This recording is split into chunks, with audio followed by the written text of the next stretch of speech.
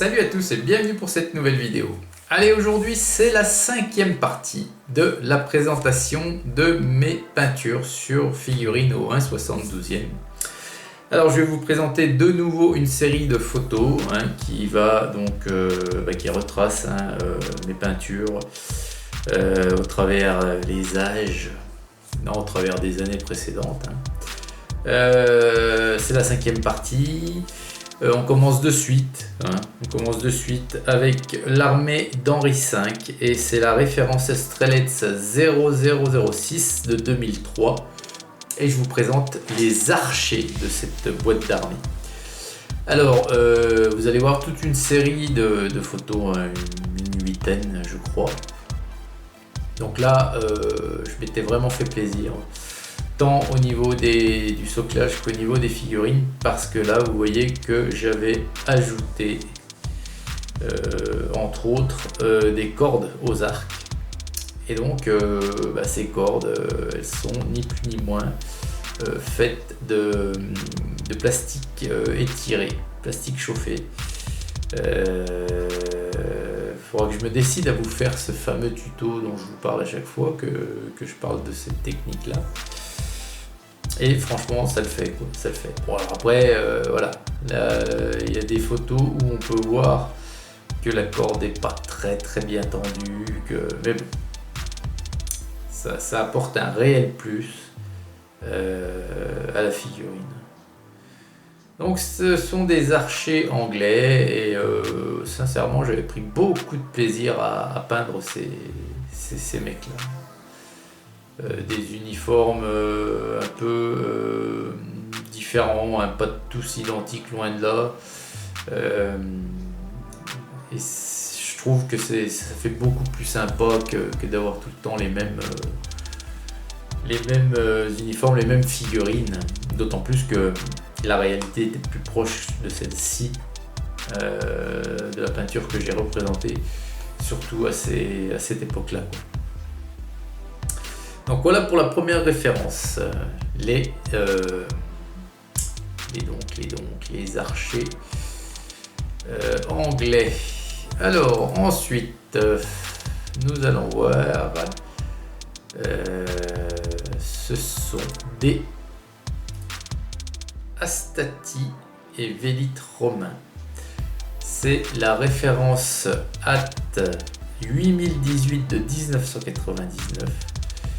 Et là il y a un seul cliché, il y a l'équivalent d'une grappe, et là c'était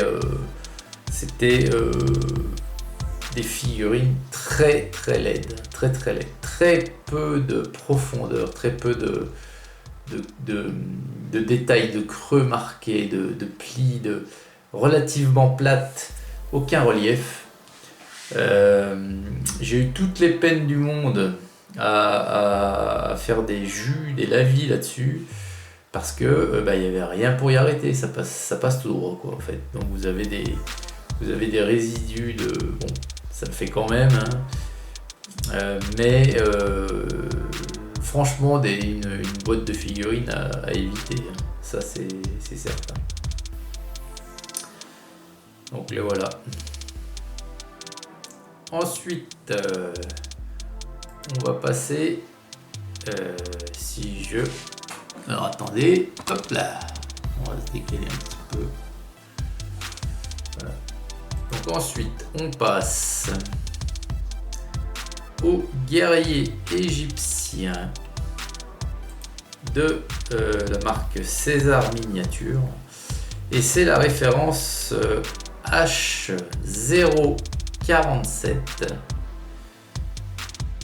Pas du tout. Pas du tout, j'en ai oublié une. C'est l'infanterie grecque que je voulais vous montrer avant. C'est l'infanterie grecque donc de chez Zvezda. Et c'est la référence 8005. Ouais, voilà.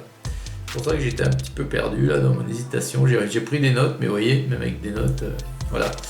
Donc c'est la référence 8005 de chez Zvezda. Par contre, PSR n'a pas renseigné la date de sortie de cette référence. Bon, c'est dans les années 2000, certes, mais la date exacte, j'en sais rien. Alors ce sont des superbes figurines au niveau de la gravure. Donc pareil, là j'ai J'ai été assez généreux sur les couleurs. Et tant sur les vêtements que sur les boucliers. Voilà. Voilà donc pour ces petits grecs. Allez, bah maintenant on va en venir au fameux guerrier égyptien. Donc c'est la référence César miniature H047 de 2006.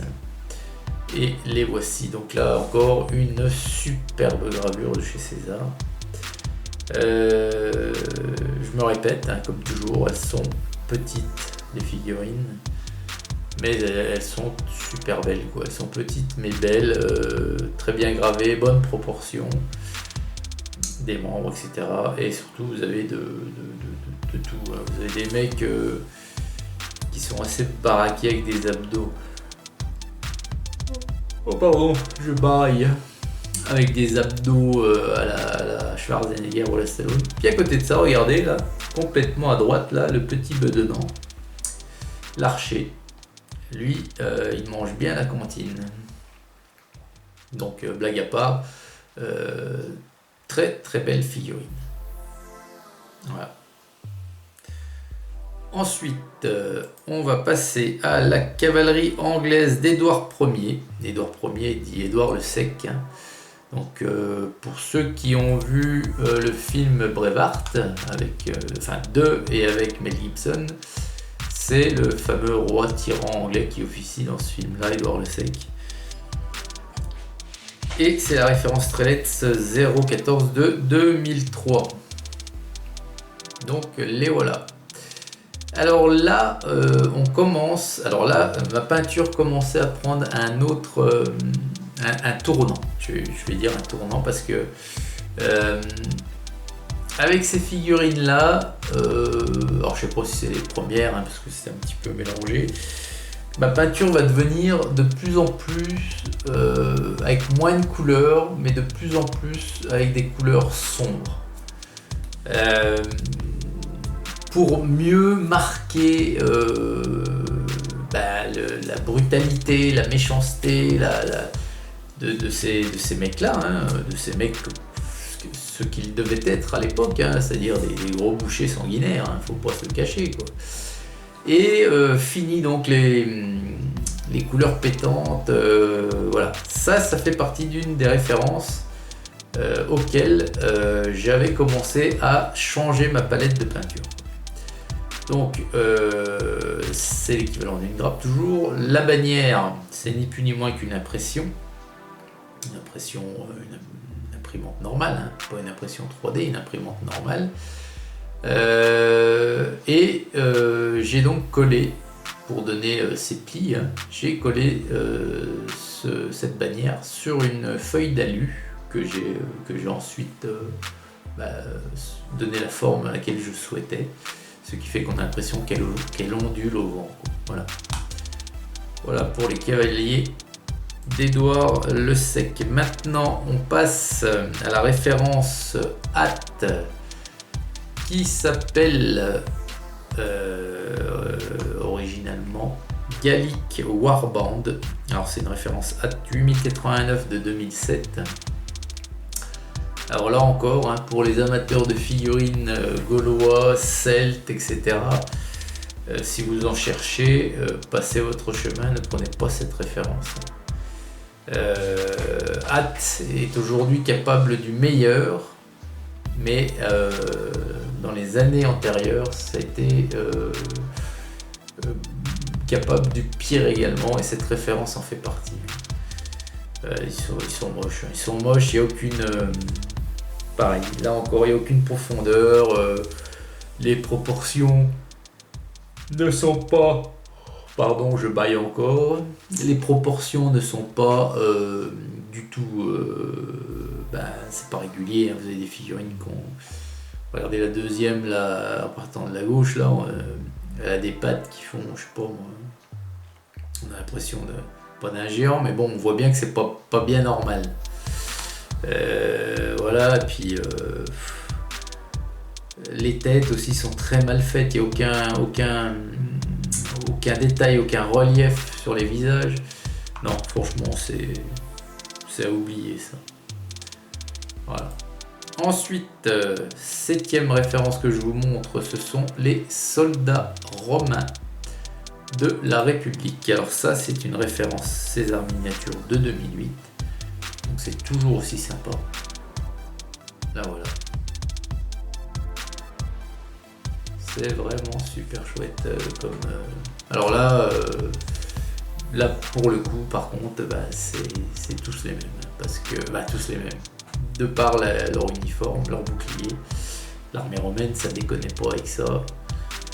Donc, et ça fait de très très jolies figurines.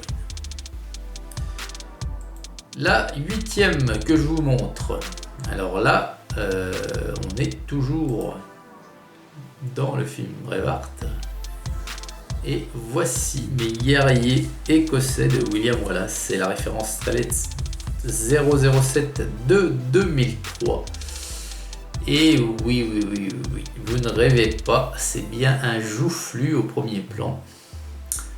Et fidèle donc au film, avant la bataille de Stirling, où on a toute la première ligne écossaise qui se retourne en montrant leur séant. Hein. Et voilà, ce qui a le don d'agacer les Anglais en face, et puis une volée de flèches en suit ensuite. Donc là, pareil, au niveau des couleurs, c'est assez hétéroclite. Hein. Il n'y a pas d'uniformité, hein, surtout dans l'armée écossaise de l'époque. Hein. C'était surtout des paysans, hein, donc ils étaient habillés comme avec ce qu'ils avaient chez eux, hein, ni plus ni moins. Bien souvent les armes étaient des outils d'agriculture, hein, des fourches, bon, c'est sûr qu'il n'y avait pas l'équipement de l'armée anglaise. Et là j'avais pris la liberté de faire une bannière avec le drapeau écossais, un rappel sur les boucliers là ici. Mais c'est une erreur de ma part, hein. C'est une erreur, hein, parce qu'à l'époque le drapeau écossais n'existait encore pas, et jamais de la vie ce symbole était d'actualité. Donc voilà pour William Wallace et ses guerriers écossais. La 9e référence et l'avant-dernière, ce sont quels sont mes favoris, enfin mes favoris, non, mais ce sont des figurines que j'ai souvent représentées. Il s'agit de Guerrier d'As encore. Et là on est sur une référence HAT 8069 de 2004. Et là, bon, allez, elle est pas trop mal. Les figurines sont assez jolies. Donc vous voyez, il y a plusieurs photos que je vous montre. Voilà, j'avais fait beaucoup de détails sur les boucliers. Vous pouvez voir sur les différents clichés. Et voilà, j'ai une grosse affection quand même pour ces figurines et ce peuple, hein, des Daces, ennemi des Romains également. Et puis la dernière pour cette vidéo, hein, qui doit déjà durer quelques minutes, c'est la cavalerie normande au 1,72. Oh bah bien sûr que c'est au 1,72. C'est la référence Strelets 012 de 2004. Et là encore, ce que je vous disais à propos des cavaliers anglais, voilà la peinture dont je vous disais, pardon. J'avais changé un petit peu mes couleurs et vous voyez que c'est beaucoup plus sombre. C'est-à-dire que ce sont des couleurs plus sombres, moi je trouve que ça fait plus réaliste. Et surtout que ça colle mieux à ces figurines que des couleurs pétantes, hein, comme j'ai pu avoir par le passé. Voilà. Cavalerie normande. Et bien voilà les amis, ça fait 10 nouvelles références que je vous montre. Il y en a encore, il y en a encore. Bon, j'espère que ça vous plaît toujours. Moi ça me fait plaisir, je trouve ça super sympa. Donc je vais continuer. Et bien voilà, et bien écoutez, je vous souhaite une excellente journée à toutes et à tous. Et puis je vous dis à très vite pour une prochaine vidéo. Hugues.